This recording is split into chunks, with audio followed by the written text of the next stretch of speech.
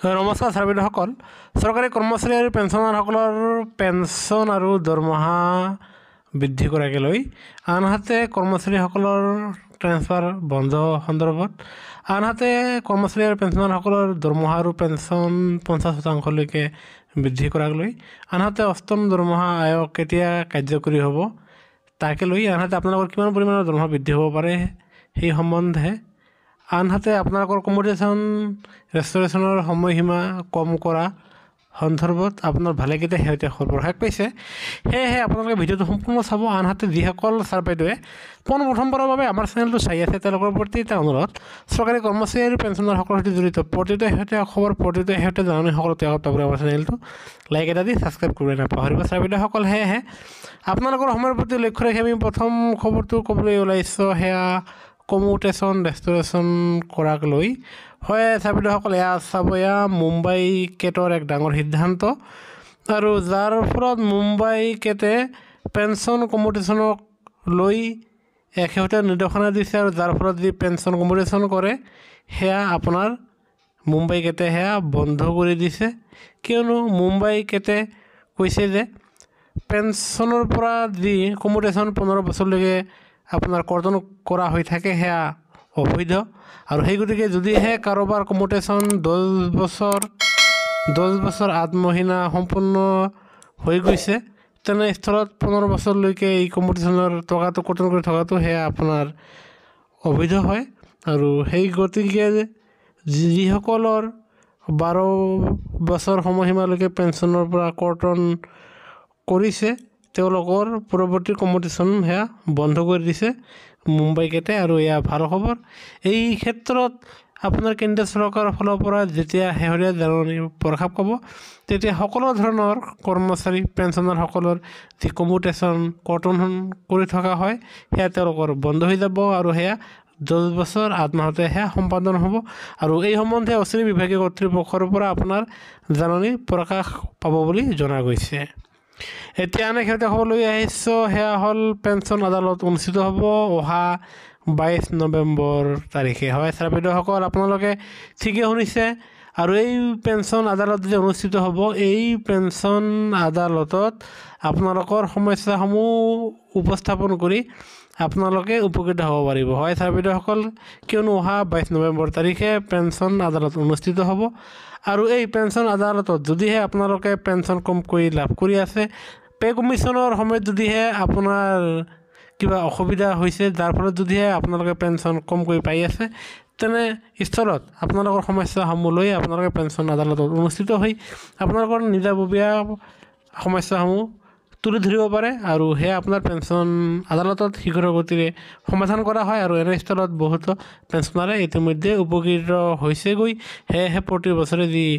pension আদালত অনুষ্ঠিত হয় আৰু এইবাৰ 22 নৱেম্বৰ তাৰিখে পেঞ্চন আদালত অনুষ্ঠিত হ'ব আৰু আপুনিও তাত গৈ আপোনাৰ সমস্যাসমূহ তাত তুলি ধৰি আপোনালোকে উপকৃত হ'ব পাৰিব এতিয়া আন এক খবৰ লৈ আহিছোঁ সেয়া হ'ল বিভিন্ন সমস্যা সমাধানৰ দাবী লৈ সচলত 108 মৃত্যুঞ্জয় সেৱাৰ কৰ্মচাৰীৰ উত্তাল প্ৰতিবাদ আৰু এই মৃত্যুঞ্জয় কৰ্মচাৰী যিসকল আছে সেয়া কৰ্মচাৰীসকলৰ তেখেতসকলৰ অন্যান্য দাবীসমূহক লৈ তেওঁলোকে ধৰ্ণা প্ৰদৰ্শন কৰে বিশেষ কৰি কৰ্মচাৰীসকলক সমান কামৰ বাবে সমান মজুৰি প্ৰদান কৰিব লাগে অতিৰিক্ত সেৱাৰ বাবে সুকীয়া মজুৰি প্ৰদান কৰিব লাগে সাপ্তাহিক ছুটিৰ সময়ত অতিৰিক্ত কৰ্মচাৰী নিয়োগ কৰি 108 সেৱাৰ বাহন চলোৱা 108 সেৱাৰ বাহনসমূহক পৰ্যাপ্ত তেল যোগানৰ ব্যৱস্থা কৰা আৰু দিনে নিশাই 108 সেৱাৰ বাহন চলাচলৰ সুবিধা কৰাকে ধৰি অন্যান্য দাবী পূৰণৰ বাবে তেওঁলোকে এই প্ৰতিবাদী কাৰ্যসূচী ৰূপায়ণ কৰে এতিয়া আমি আন এক শেহতীয়া খবৰ লৈ আহিছোঁ সেয়া হ'ল আপোনাৰ DHS তাৰমানে স্বাস্থ্য বিভাগৰ তৃতীয় বৰ্গৰ কৰ্মচাৰী আনহাতে চতুৰ্থ বৰ্গৰ কৰ্মচাৰীসকলে তেওঁলোকৰ 2 বছৰৰ নামত তেখেতসকলৰ ট্ৰেন্সফাৰসমূহ বন্ধ কৰি ৰখা হৈছে আৰু এই সন্দৰ্ভে এয়া আপোনাৰ আসাম ত্ৰিবুনত বাতৰি প্ৰকাশ পাইছে আৰু ইতিমধ্যে বিভাগীয় কৰ্তৃপক্ষৰ পৰা সেয়া জাননী প্ৰকাশ পাইছে যিটো আমি আপোনালোকক যোগান ধৰিছিলোঁ আৰু সেয়েহে স্বাস্থ্য বিভাগৰ অধীনৰ তৃতীয় বৰ্গ আৰু চতুৰ্থ বৰ্গৰ কৰ্মচাৰীসকলৰ কাৰণে অহা 2 বছৰৰ কাৰণে তেখেতসকলৰ ট্ৰেন্সফাৰসমূহ বন্ধ ৰখা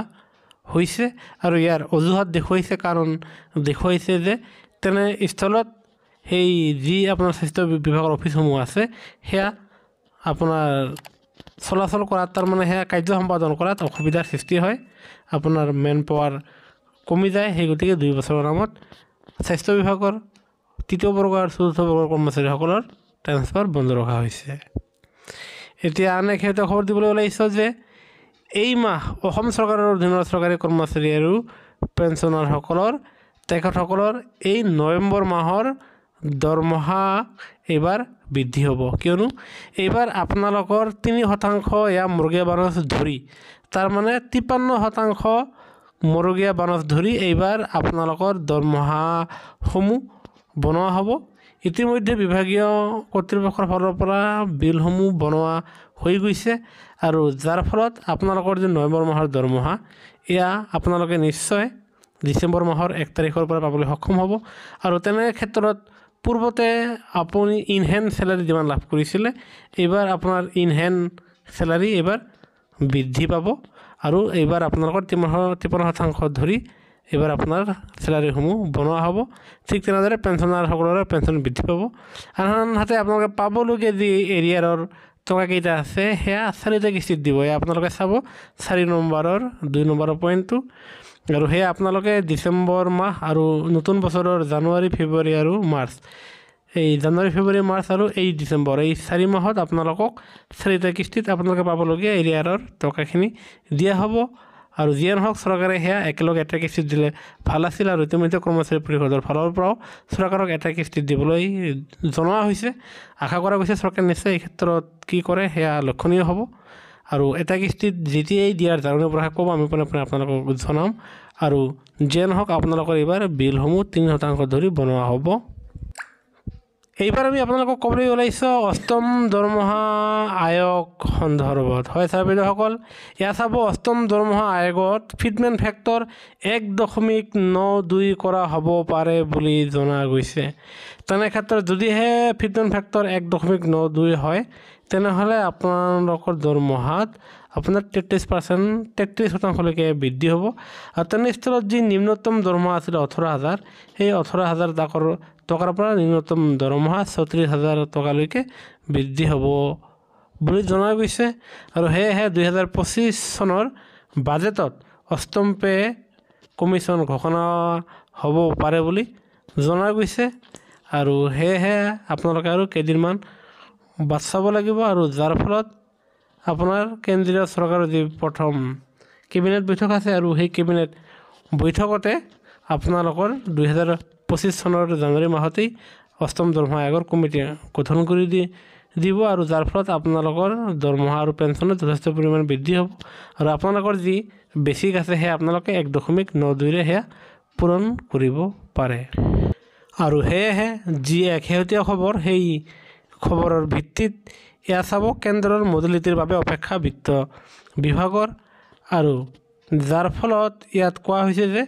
কেন্দ্ৰীয় চৰকাৰৰ আৰ্হি মৰ্মে ৰাজ্য চৰকাৰেও এই ক্ষেত্ৰত সিদ্ধান্ত লোৱাৰ পোষকতা কৰিছে কেন্দ্ৰই এইবাৰ দৰমহা আয়োগ গঠন কৰিব নে নকৰে সেয়াও এতিয়াও কোনো থিৰাং হোৱা নাই